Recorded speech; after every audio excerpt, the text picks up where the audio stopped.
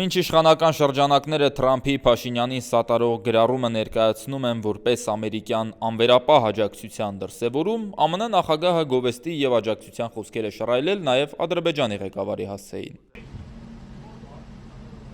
Թրամփը որպես հուշանվեր Ալիևին է ուղարկել նախորդ տարվա օգոստոսի 8-ին Վաշինգտոնում իրենց ստորագրած հուշագիրը, որով ԱՄՆ նախագահը որոշել էր շրջանցել Ազատության աջակցման ակտի 907-րդ լրացումը։ Օրենսդրական այս կարգավորումը հայկական լոբբիի ջանքերով էր Կոնգրեսն ընդունել 1992-ին Արցախյան առաջին պատերազմի տարիներին և արգելում էր ամերիկյան կառավարությանը որևէ աջակցություն ցուցաբերել Ադրբեջանին, քանի դեռ շարունակում էր շրջափակումն ու ագրեսիան Հայաստանի և Լեռնային Ղարաբաղի դեմ։ 2001 թվականին սեպտեմբերի 11-ի ահաբեկչական հարձակումից հետո, սակայն ԱՄՆ նախագահին լիազորություն տրվեց շրջանցել օրենսդրական այս արգելքը, հղում անելով ահաբեկչության դեմ պայքարում Ադրբեջանի հետ համագործակցելու անհրաժեշտությանը։ Այդ ժամանակվանից ի վեր ԱՄՆ նախագահները գրեթե միշտ օգտվել են այս հնարավորությունից և անվտանգության, սահմանային հսկողության և այլ ոլորտներում, այդ թվում ռազմական աջակցություն տրամադրել Բաքվին։ Օգոստոսի 8-ին Վաշինգտոնում Հայաստանի հետ խաղաղության պայմանագրի նախաստորագրմանը զուգահեռ Թրամփը ոչ միայն այս արգելքը շրջանցող հրամանագիրը ստորագրեց, այլև հայտարարեց Ադրբեջանի հետ ռազմական համագործակցության համար գոյություն ունեցող արգելքները վերացնելու մասին, պնդելով, որ դա որևէ կերպ հարվածի տակ չի դնի Հայաստանի և Ադրբեջանի միջև ընթացող խաղաղության բանակցությունները։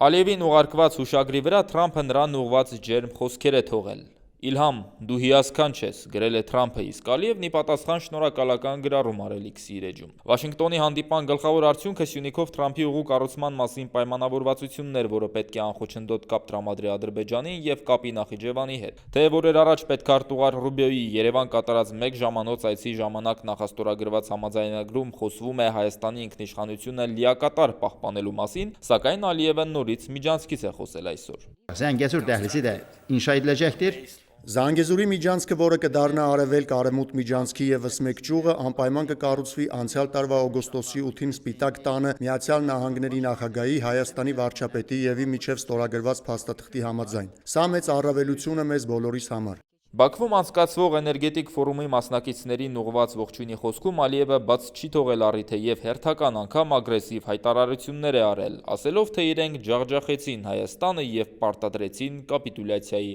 ակտ ստորագրել։